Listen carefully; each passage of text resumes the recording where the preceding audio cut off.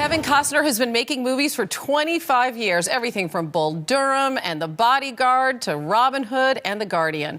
But the new psychological thriller, Mr. Brooks, shows us a Kevin Costner that we have never seen before. Good morning, Kevin. Good morning, Hannah. I want to talk about the movie in a second, but first, this major production that you have going on at home, your new baby. Yeah, we had a little boy about a couple weeks ago, Caden, Wyatt. Oh, Wyatt. Is that after Wyatt Earp? Mm-hmm. It is. Oh, how's he doing? What's life like around? Sweet. He's sweet. I told a story today to somebody that I woke up this morning, or yesterday when we flew into New York, woke up, was with him, looking at him, and he's so needy, you know, and so close. And then I got on the plane, and I brought my two daughters who are 23 and 20, and they're so needy.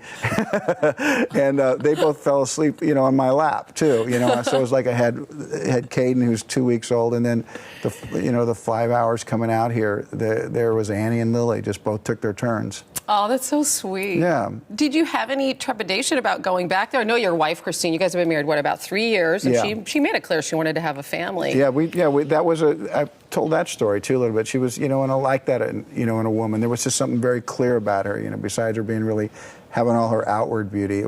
That was something that was really clear. So 7 years we've been together. Is it different now, it's being not. A dad? Or? It's not really. And I'm glad about that in a way, because I look back and I don't have that feeling of, ooh, I was building my career and I didn't have time. I saw other plays. I went to other games, and I made that work around the movies, and they were with me. So I don't have to look back and go, gee, doggone it. So, if anything, I thought I need to be as good to Caden as I felt like I was to those three. It's nice to be able to say, isn't it? It really is, to look back and not have any regrets. I have friends that kind of said, boy, the second time I'm really enjoying it, in a way I did in the first, and I'm thinking, I'm just real quiet in those conversations. Let's talk a little bit about the movie, and it's a very hard movie to discuss because we don't want to give a lot away. Yeah.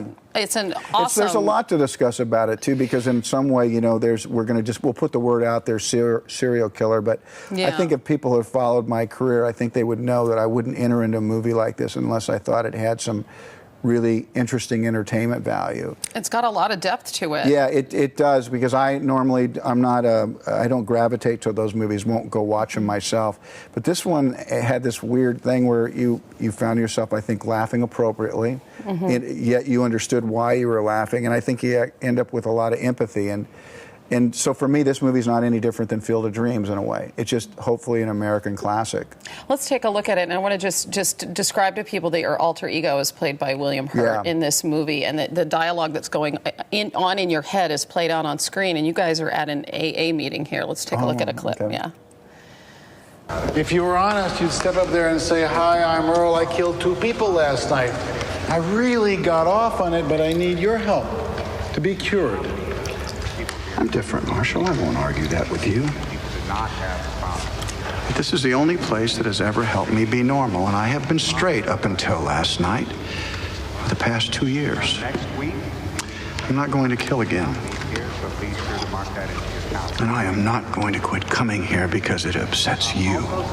Wow, so you have this great vehicle and relationship between these guys, and then Mr. Brooks, who's this fine, upstanding citizen, right. Well, closet serial killer, has a daughter, and that gets a little complicated. Yeah, it's a movie that's a perfect storm of pressure. He's got an alter ego banging on him. He's got Dane Cook, a kind of a wannabe who is in a way more insidious. Oh, it's totally wild. It's really great. And you have done all of these Westerns and baseball films and all these other movies, and you've never done a sequel, but this seems to be crying out for a sequel. I don't know. Do you feel that way? The story was given to me as a 3-part thing, and I said, okay, prove it. Tell me what the second one is. Before we even made the first one, because I think sometimes there's these things where somebody goes, this was always planned to be 3 or 9. You go, I don't know if you were just happy to be able to make that first one. But this, as you know, Demi and I don't. Right. You and Demi Moore never meet. Yeah. Right. And She's so chasing you. She's the detective that's chasing you, and you never meet.